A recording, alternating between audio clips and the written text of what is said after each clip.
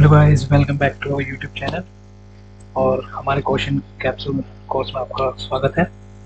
तो आज हम पॉलिटी कंटिन्यू करेंगे विद अवर बेस्ट 5 और 6 क्वेश्चंस। तो आज देखते हैं कि हमारा पहला क्वेश्चन क्या होने वाला है कि which of the following acts of the British government authorise the local government in India. इनमें से कौन से ब्रिटिश गवर्नमेंट एक्ट या चमा चार्टर एक्ट था उसने क्या करा, लोकल गवर्नमेंट हमारे इंडिया में स्थापित किया। तो ये हम देख लेते हैं। ये हमने चार्टर एक्ट में भी आपको करवा रखा था।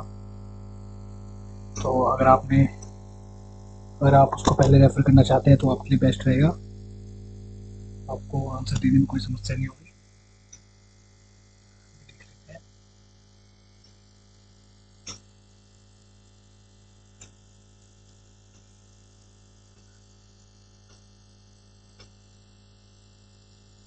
इस क्वेश्चन के लिए आपके लिए टाइम स्टार्ट कर दी।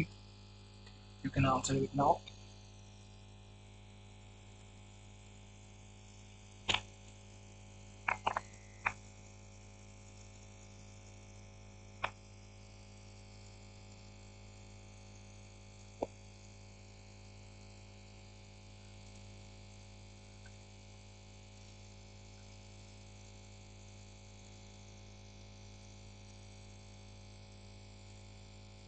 इस क्वेश्चन को सॉल्व करने में इतना समय नहीं लगा होगा क्योंकि एकदम इजी क्वेश्चन है। तो ये कौन सा चार्टर एक्ट था हमारा? Charter act of 1813। इसको हमने पूरे एलोबरेट फॉर्म में अपने पिछली क्लास में भी आपको समझाया था, आप रेफर कर सकते हैं उस लेक्चर को।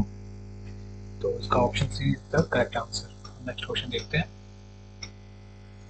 इसमें पूछा है consider the following statement. Statement बतानी है। इसमें how many statements are function of constitution. इसमें बताना है कि जो स्टेटमेंट दी गई है उसमें से कॉन्स्टिट्यूशन के कौन कौन से फंक्शन है। तो ये टाइम जो स्टार्ट कर दी जाती है।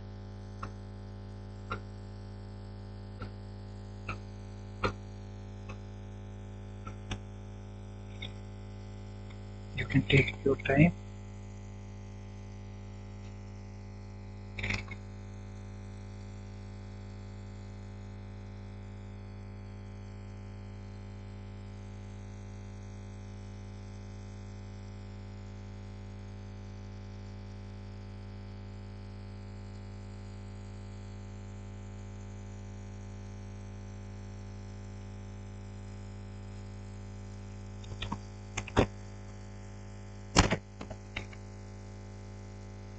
जो हमने फर्स्ट लेक्चर लिया था सबसे पहले पॉलिटी का, उसमें हमने कॉन्स्टिट्यूशन का जिक्र किया था कि कॉन्स्टिट्यूशन के क्या क्या फंक्शन होते हैं, ये हमारे सोसाइटी के वेलफेयर के लिए कैसे इम्पोर्टेंट एक रोल अदा करती है।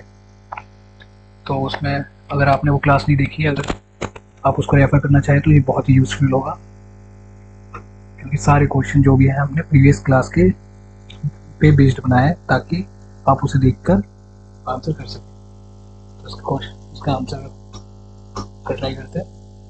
It Lay's constitution lays down the limits on the powers of the government. ये हमने बताया कि जो कॉन्स्टिट्यूशन होता है वो जो गवर्नमेंट की पावर होती है उस पर क्या लिमिट रखता है ताकि जो कॉन्स्टिट्यूशन है वो आर्बिट्रेरी फॉर्म से, सॉरी गवर्नमेंट है जो आर्बिट्रेरी फॉर्म से या आर्बिट्रेरी मनमाने रूप से अपना काम ना कर सके। इसी को कॉन्स्टिट्यूशनिज्म भी टर्म का नाम दिया गया था। आप ये फर्स्ट लेक्चर में भी देख सकते हैं। और गवर्नमेंट के साथ साथ ये लोगों पीपल पे भी, जो नागरिक है हमारे देश के, उस पे भी लिमिट्स रखती है। अब सेकंड स्टेटमेंट देख। तो फर्स्ट स्टेटमेंट क्या कहता है हमारा करेक्ट। अब सेकंड स्टेटमेंट कहता है it ensure the election of moral people to public office.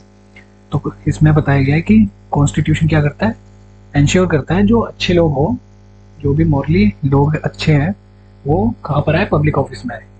But it is a subjective matter, तो इसमें कॉन्स्टिट्यूशन कुछ नहीं कर सकता क्योंकि ये तो पर्सन टू पर्सन वेरी करता है कि वो मॉरल है या नहीं है। ऑफिस में आने के बाद पहले मॉरल होते लोग, उसके बाद अनएथिकल वर्क करने लग जाते हैं। तो इट्स डिपेंड ऑन पर्सन, तो ये कॉन्स्टिट्यूशन का इसमें कोई रोल नहीं है, तो ये ऑप्शन हमारा सेकंड स्टेटमेंट इज करेक्ट हो जाएगा।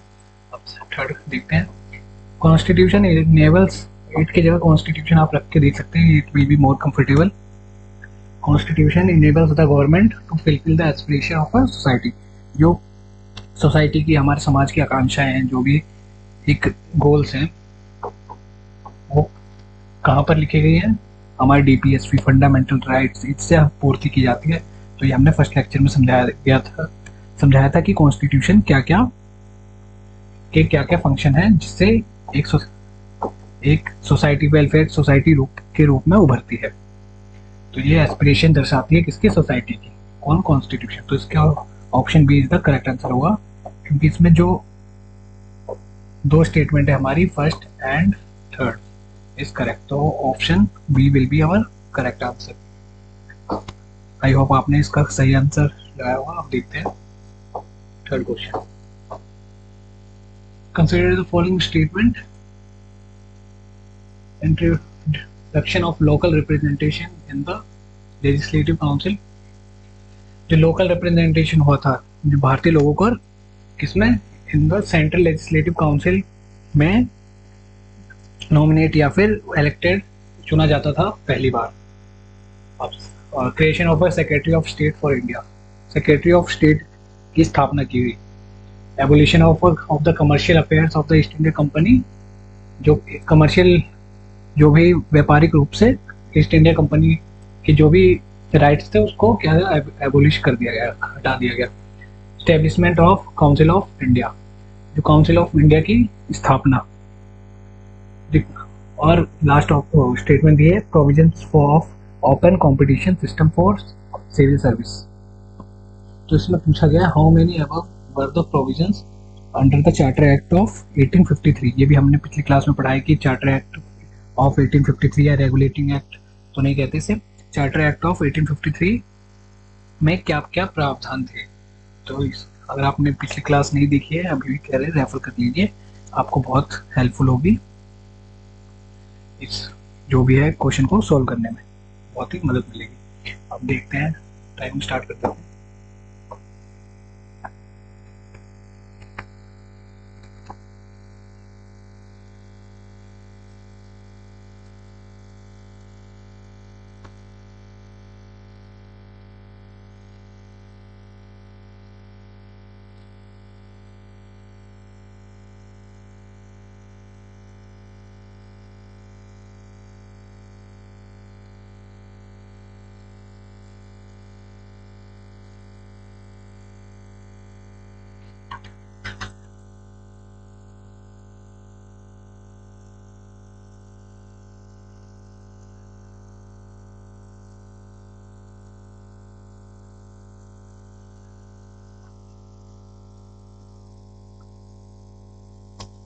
आई होप आपने क्वेश्चन सॉल्व कर लिया।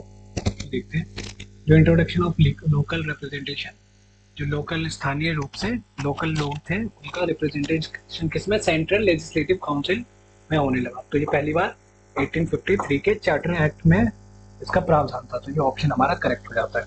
ये हमने चार्टर एक्ट ऑफ 1853 जब कराया था तब भी एक स्थायी रूप से समझाया था, आप उसको रेफर कर सकते हैं। अब देखते हैं next, evolution of commercial affairs of east India company. ये तो ऑप्शन गलत ही हो जाता है, क्योंकि ये हमने किसमें, चार्टर एक्ट ऑफ 1833 में जैसे बताया था कि मोनोपोली एकदम से जो ईस्ट इंडिया कंपनी की थी फॉर कमर्शियल अफेयर्स उसको एकदम खत्म कर दी गई, तो ये ऑप्शन गलत हो जाता है। Establishment of council of India act, ये भी 1861 में आया था, ये भी ऑप्शन गलत हो जाता है।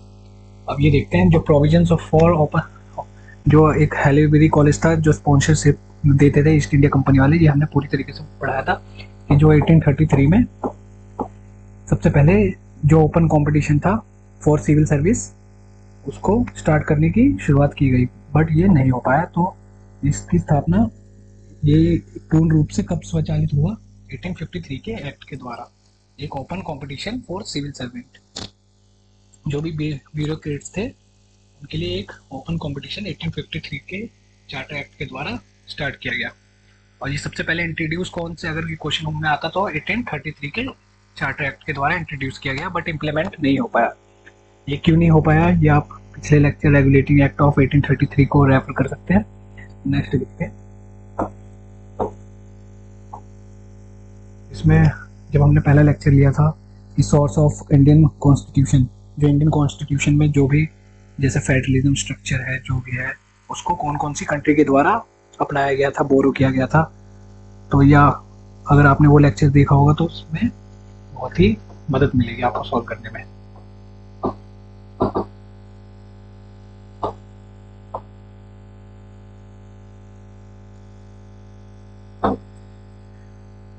I hope it is visible now. तो टाइम स्टार्ट कर देते हैं।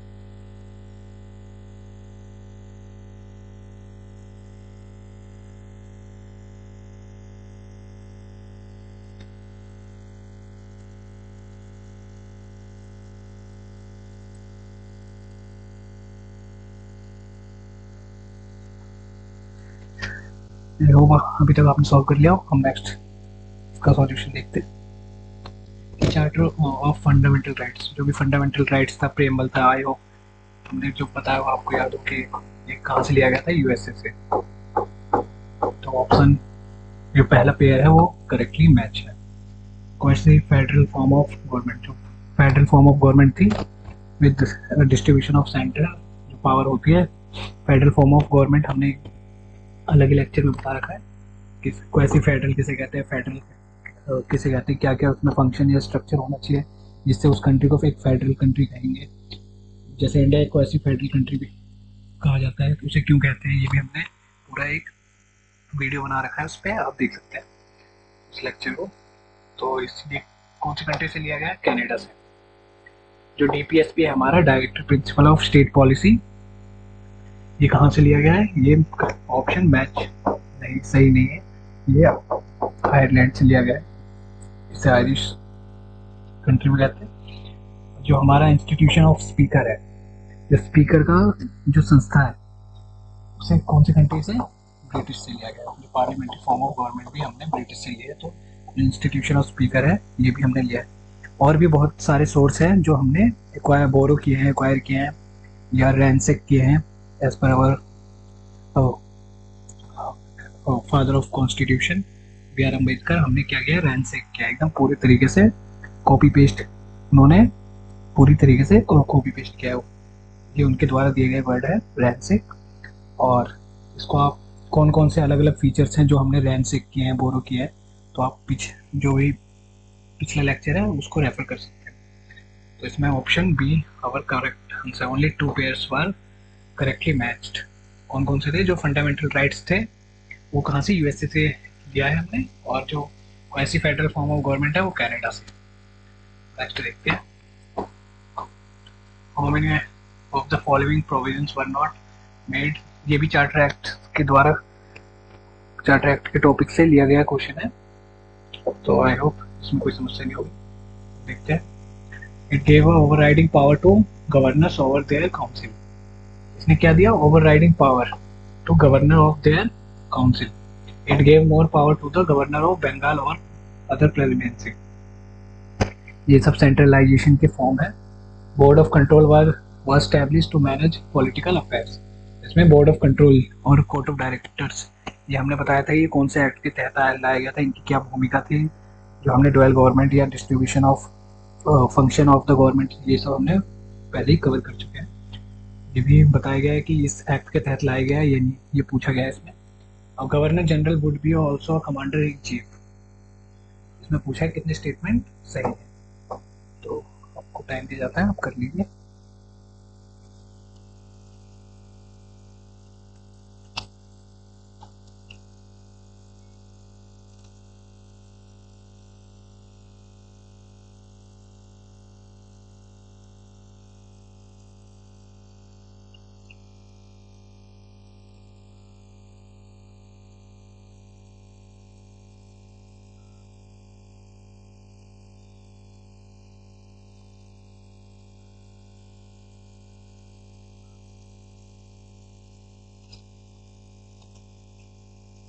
तो आई होप जब हमने पढ़ाया था कि 17 जो चार्टर एक्ट लाया था वो हमने डिसेंट्रलाइजेशन के लिए लाया गया था।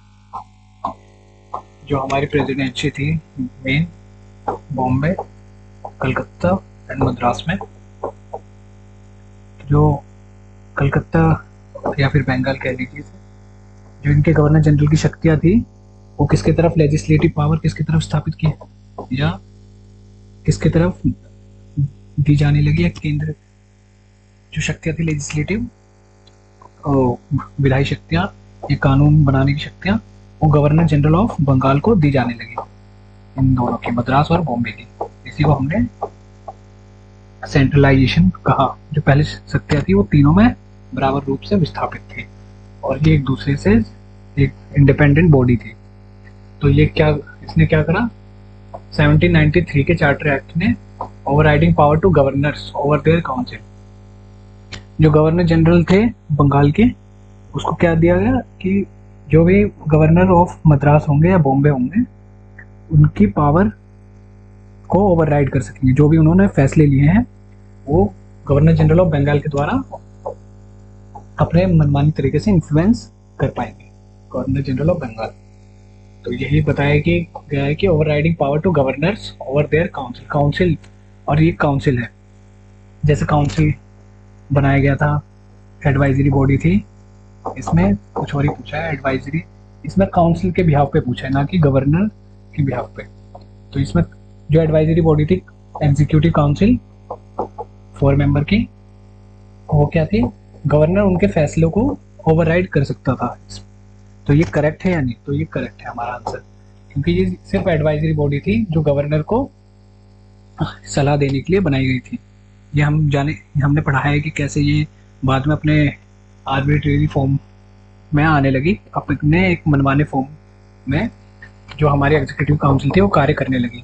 और कई बार इन्होंने क्या करा, जो गवर्नर जनरल थे उन पे केस भी करप्शन का कर दिया था, ये भी हमने देखा। लेकिन स्टार्टिंग में क्या थी, जो गवर्नर थे हमारे ज़्यादा शक्तिशाली थे और जो काउंसिल थे एग्जीक्यूटिव काउंसिल, उसके जो फैसले जो भी लेते थे वो सहमति से उसको ओवर रूल्ड कर देते थे अपने मुताबिक। तो यह ऑप्शन हमारा करेक्ट हो जाता है। अब सेकंड स्टेटमेंट देखते हैं, it gave more power to governor of Bengal over the presidency. तो अब इनकी भूमिका यहाँ पर आती है, जैसे गवर्नर ऑफ बंगाल और मद्रास है, जो गवर्नर ऑफ बंगाल है उनकी जो शक्तियां हैं इन दोनों प्रेसिडेंसी के मुकाबले अधिक हो गई थी, क्योंकि जो लेजिस्लेटिव पावर थी जो चार्टर एक्ट के द्वारा इधर विस्थापित होने लगी गवर्नर ऑफ बंगाल के पास। तो इट गेव मोर पावर, ज्यादा शक्ति दे देगी governor of Bengal over presidency of Bombay and Madras. ये हमने पहले चार्टर एक्ट में भी कवर कर चुके हैं। तो ये दो स्टेटमेंट क्या हो जाते हैं हमारे करेक्ट। अब देखते हैं, board of control was established to manage political affair. तो हमने जैसे पढ़ा कि बोर्ड ऑफ कंट्रोल की स्थापना 1793 के चार्टर एक्ट के द्वारा नहीं की गई, ये ब्रिटिश इंडिया एक्ट के द्वारा डुअल गवर्नमेंट लाने की कोशिश की गई थी। जो बोर्ड ऑफ कंट्रोल बनाए गए थे, कोर्ट ऑफ डायरेक्टर्स, इन दोनों की शक्तियां, एक को कमर्शियल डिसीजन, एक को पॉलिटिकल एडमिनिस्ट्रेटिव और मिलिट्री डिसीजन दिए गए। तो ये अगर आप पिछला लेक्चर भी रेफर कर सकते हैं रेगुलेटिंग एक्ट पे जो बनाया गया था, उसको और गहराई से जानना है तो। अब नेक्स्ट, तो ये स्टेटमेंट क्या हो जाता है हमारा wrong. Governor general would be also commander in chief. तो ये भी हमारा ऑप्शन गलत हो जाता है, क्योंकि ये जब कॉर्नवालिस बने थे हमारे गवर्नर जनरल 1786 के दौरान ये पोस्ट लाई गई थी, कमांडर इन चीफ कहा था उन्होंने अपने आप को। तो ये ऑप्शन भी हमारा यहाँ रॉन्ग हो जाता है। देखते हैं नेक्स्ट क्वेश्चन। तो इसका ऑप्शन हमारा बी सही होगा। Only 2 options are correct, first and second. देखते हैं, in essence what does constitution democracy mean. इसमें पूछा गया है कि कॉन्स्टिट्यूशन डेमोक्रेसी का के क्या मायने हैं, इससे आप क्या समझते हैं। ये ऑप्शन यहाँ पर है, बहुत ही अच्छा क्वेश्चन है।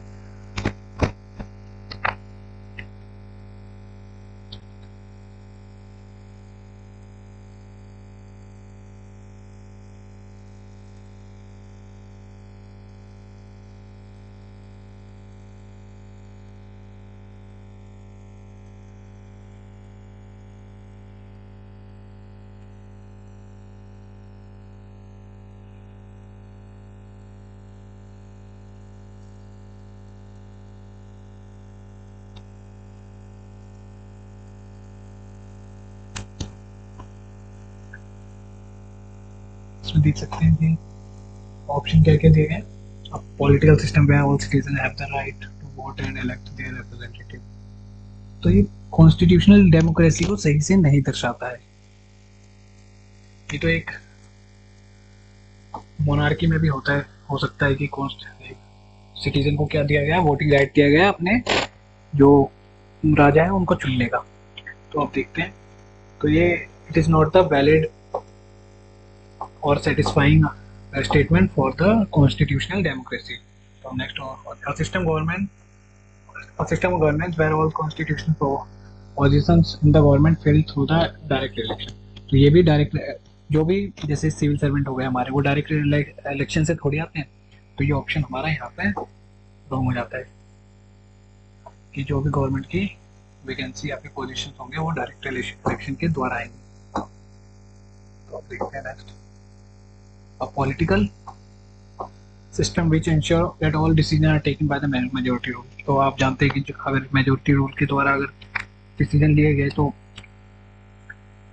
वो किसी के हक में जाएंगे, किसी के, और मेजोरिटी जरूरी नहीं है कि हमेशा सही होती है। तो इसलिए एक सेंसिबल और एक रिस्पॉन्सिबल डिसीजन दिया जाना आवश्यक है। तो ये भी हमारा ऑप्शन गलत हो जाता है कि मेजोरिटी रूल के द्वारा नहीं लिए जाते डिसीजन। अब लास्ट ऑप्शन बचता है जो कि करेक्ट होने के ज़्यादा चांसेस हैं। देखते हैं, अब पॉलिटिकल सिस्टम में अथॉरिटी ऑफ मेजोरिटी, मेजोरिटी की अथॉरिटी है, मेजोरिटी की जो पावर है इज लिमिटेड। जैसे हमारी गवर्नमेंट है वो इलेक्टेड है, वो मेजोरिटी से तो बन के आई, तो उसकी पावर क्या है, लिमिटेड। किसके द्वारा, legal and institution. Legal means constitution के द्वारा, नियमों के द्वारा, रूल्स के द्वारा, रेगुलेशन के द्वारा उसकी जो पावर है उसको क्या किया है, लिमिट किया गया ताकि वो आर्बिट्रेरी फॉर्म ना अपना ले। और जो इंस्टीट्यूशन के द्वारा, जैसे कोई भी संस्था है हमारी, कैग हो गई, सीबीआई, इन सब के द्वारा, जुडिशरी है, इन सब के द्वारा क्या की गई है, जो मेजोरिटी की पावर है उसको एक लिमिट, सीमित करने की कोशिश की गई है। ये हमने कॉन्स्टिट्यूशनलिज्म में भी पढ़ा। तो आज के लिए इतना ही, ये मेन क्वेश्चंस थे, उसके आंसर। आई होप आपने पूरी कोशिश की होगी। अगर आपके ऑप्शन गलत भी होते हैं तो चिंता मत कीजिए, आप ओल्ड लेक्चर को रेफर कर सकते हैं और इसकी बार बार प्रैक्टिस कर सकते हैं। आई होप आपको सेशन अच्छा लगा हो। मिलते हैं नेक्स्ट क्लास में।